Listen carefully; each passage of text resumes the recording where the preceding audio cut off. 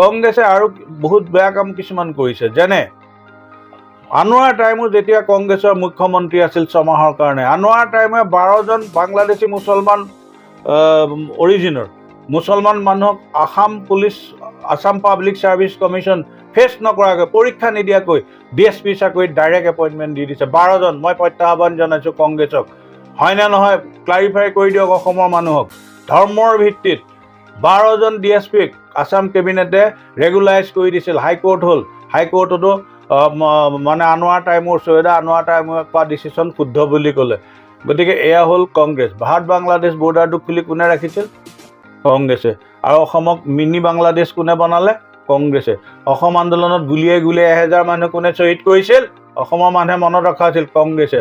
চৰ উন্নয়ন নিগম, য'ত ব্ৰহ্মপুত্ৰ চৰত বাৰু কোনো মানুহ থাকে নেকি? যি থাকে তাত কি উন্নয়ন সম্ভৱ নেকি? বানপানী আহিব, চব ভাগি যাব। কংগ্ৰেছে চৰ উন্নয়ন নিগম কৰিলে, যাতে চৰ উন্নয়ন নিগমৰ কোটি কোটি টকা অসমৰ খিলঞ্জীয়া মানুহে খাব নোৱাৰে, পাব নোৱাৰে।